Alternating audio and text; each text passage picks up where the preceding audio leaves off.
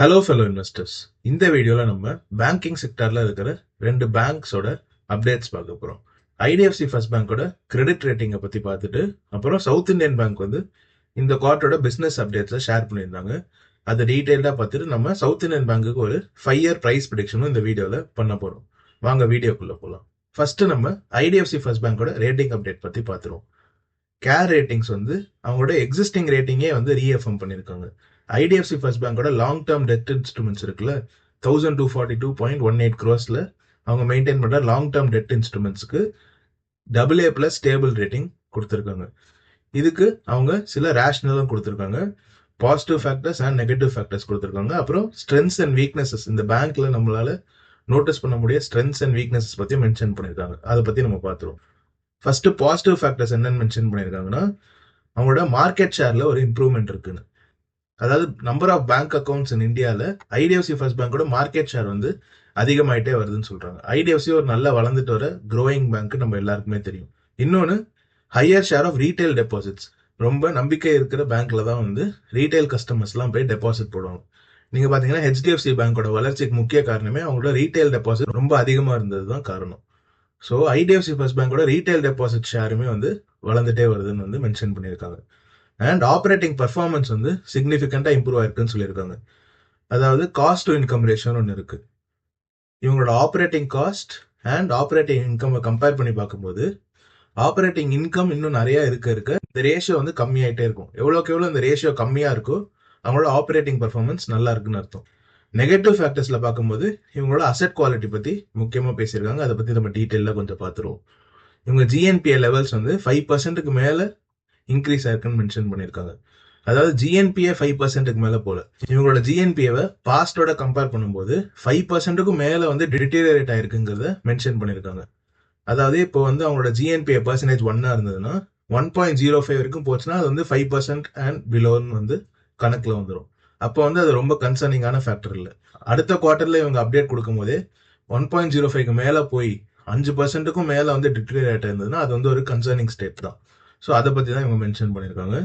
1.87லேருந்து 1.97 வந்து இவங்க GNPA verse ஆயிருக்கு. ஸோ இது வந்து ஒரு அசெட் குவாலிட்டி டிட்டீரியேஷன் தான். அப்புறம் இவங்க ரிட்டர்ன் ஆன் டோட்டல் அசெட்ஸ் வந்து 1%க்கும் கீழே இருக்கு. இது வந்து ஒரு சஸ்டெயின் பேசிஸாவே 1% கீழே இருக்கு. இது ஒரு கன்சர்னிங் ஃபேக்டர் மென்ஷன் பண்ணியிருக்காங்க. இவங்க அவுட்லுக் வந்து ஸ்டேபிளா தான் இருக்குன்னு கேர் வந்து ரீஎஃப்எம் பண்ணியிருக்காங்க. இப்போ நம்ம ஐடிஎஃப்சி ஃபர்ஸ்ட் பேங்கோட ஸ்ட்ரென்த்ஸ் பத்தி பார்ப்போம். இதுல 2 பாயிண்ட் மென்ஷன் பண்ணியிருக்காங்க. Comfortable capitalisation levels. அதாவது ஐடிஎஃப்சி ஃபர்ஸ்ட் பேங்க் ஒரு கம்ஃபர்டபுளான கேபிட்டலைசேஷன் லெவலை வந்து மெயின்டைன் பண்ணிட்டே வராங்க. இது வந்து அவங்களோட கிரெடிட் காஸ்ட் அப்சர்வ் பண்றதுக்கும் இந்த பேங்கே க்ரோ பண்றதுக்கும் ரொம்ப ஹெல்ப்ஃபுல்லா இருக்கும்னு மென்ஷன் பண்ணியிருக்காங்க. அதாவது இவங்களோட எபிலிட்டி டு ரைஸ் கேபிட்டல், இவங்க நினைச்ச நேரத்தில் கேபிட்டல் ரைஸ் பண்ற எபிலிட்டி வந்து ரொம்ப நல்லா இருக்குன்னு மென்ஷன் பண்ணியிருக்காங்க.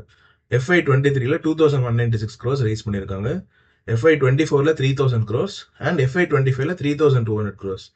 இப்போ ரீசெண்டா கூட நீங்க நியூஸ்ல பார்த்திருப்பீங்க, Q2 FY26ல இவங்க 7500 crores வந்து ரைஸ் பண்ணியிருந்தாங்க. Warburg fingers and Abu Dhabi investment authority 7500 crores capital இந்த பேங்க்ல இன்வெஸ்ட் பண்ணியிருக்காங்க. என்னதான் இவங்களோட கேபிட்டல் ரைசிங் எபிலிட்டி நல்லா இருந்தாலும் ஈக்விட்டி டைல்யூஷன் வந்து ஒரு சைட்ல ஒரு கன்சர்னிங் ஃபேக்டர் தான். ஷேர்ஸ் அவுட்ஸ்டாண்டிங் அதிகமாயிட்டே இருக்கும். வார்பர்க் பிங்கர்ஸே கேபிட்டல் இன்ஃபியூஸ் பண்ணியிருந்தாலும் அவங்களுக்கு அதுக்கு பதிலாக ஈக்விட்டி 60 rupees per ஷேர்ல கொடுக்கறதுனால தான் அவங்களுமே இதுக்குள்ள வர வாய்ப்பு அதிகம். ஸோ ஈக்விட்டி டைல்யூஷன் நடக்கும்போது எக்ஸிஸ்டிங் ஷேர் ஹோல்டர்ஸ்க்கு அது ஒரு சின்ன கன்சர்ன் தான். இன்னொரு ஸ்ட்ரென்த் என்னன்னா strong deposit growth with healthy Gaza.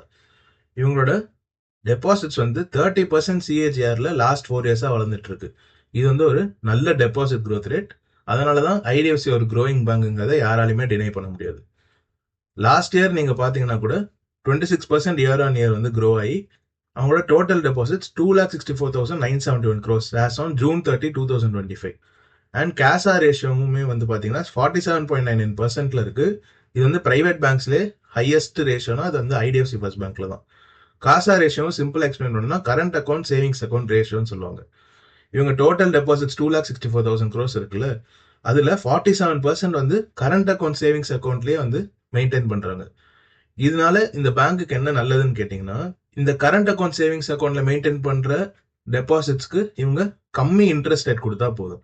Fixed டெபாசிட்டோ இல்ல அதர் இன்ஸ்ட்ருமெண்ட்ஸ்லயோ இந்த பணத்தை பார்க் பண்ணியிருந்தாங்கன்னா இவங்க வந்து அதிக இன்ட்ரெஸ்ட் ரேட் கட்ட வேண்டியிருக்கும்.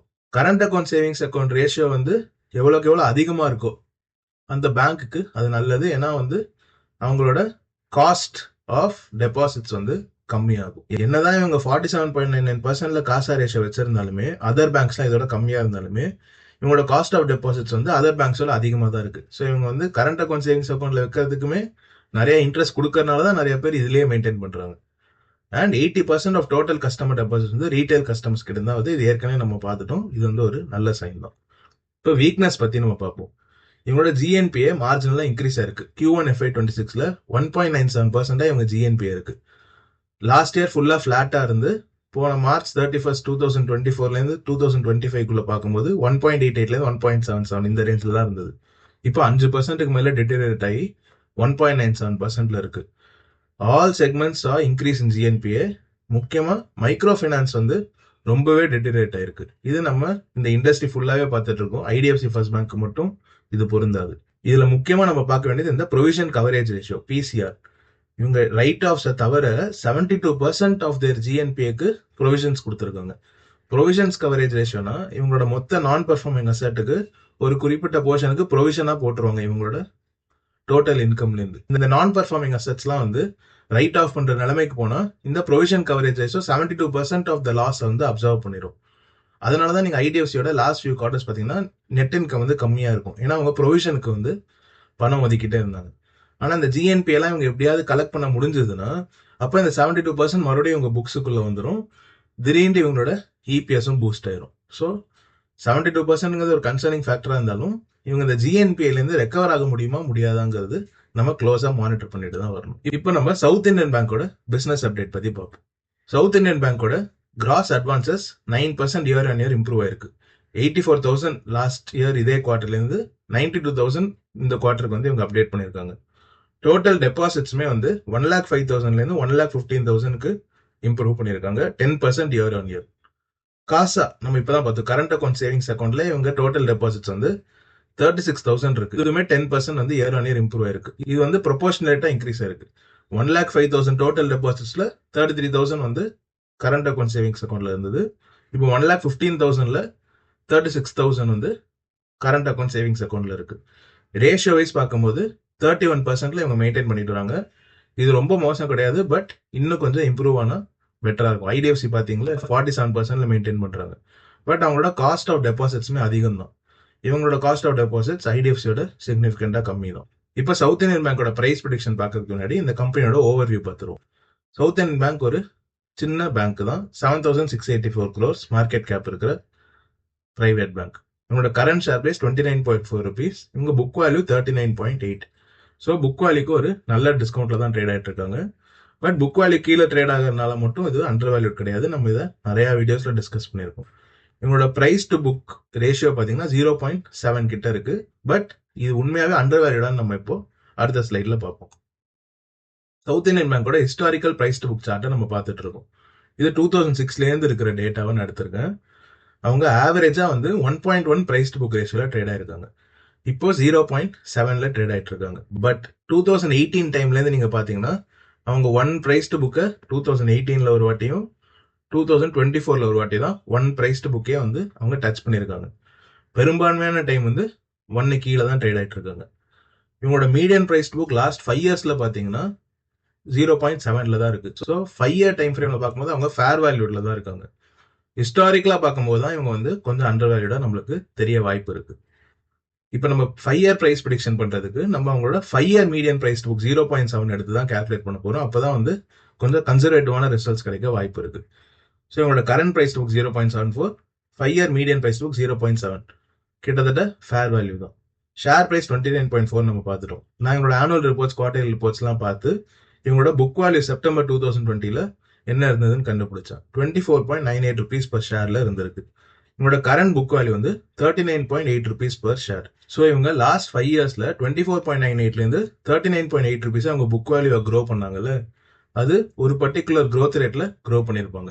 அது என்னன்னு கால்குலேட் பண்ணி பார்க்கும்போது எனக்கு 9.76% CAGR கிடைச்சது. இது எப்படி கால்குலேட் பண்ணணும் நான் உங்களுக்கு ஆல்ரெடி ப்ரீவியஸ் வீடியோஸ்ல எல்லாம் காமிச்சிருக்கேன். ஸோ இப்போ பிரசன்ட் புக் வேல்யூவும் அவங்க அதே growth ரேட்ல க்ரோ பண்ணாங்கன்னா ஃபியூச்சர் புக் வேல்யூ எப்படி இருக்குன்னு நம்ம கால்குலேட் பண்ணி ஃபியூச்சர் ஷேர் பிரைஸும் நம்ம கால்குலேட் பண்ணிடலாம். 39.8 rupees புக் வேல்யூ இருக்கிற சவுத் இந்தியன் பேங்க் நெக்ஸ்ட் 5 இயர்ஸ்க்கும் அவங்க ப்ரீவியஸ் 5 இயர்ஸ் க்ரோ பண்ணிட்டு இருந்த அதே புக் வேல்யூ growth ரேட்லயே க்ரோ பண்ணாங்கன்னா அவங்களோட ஃபியூச்சர் புக் வேல்யூ 5 இயர்ஸ்க்கு அப்புறம் 63.4 இருக்கும். 39.8 9.76% சிஏஜிஆர்ல நெக்ஸ்ட் 5 இயர்ஸ்க்கும் க்ரோ பண்ணாங்கன்னா 63.4 ருபீஸ் அவங்க புக் வேல்யூ இருக்கும். இது அவங்க 5 இயர் மீடியம் பிரைஸ் புக்கோட மல்டிப்ளை பண்ணி பார்க்கும்போது 44.3 ருபீஸ் பர் ஷேர் நம்மளுக்கு கிடைக்குது. இது கரண்ட் பிரைஸ்ல இருந்து 48.6% அப்சைட்.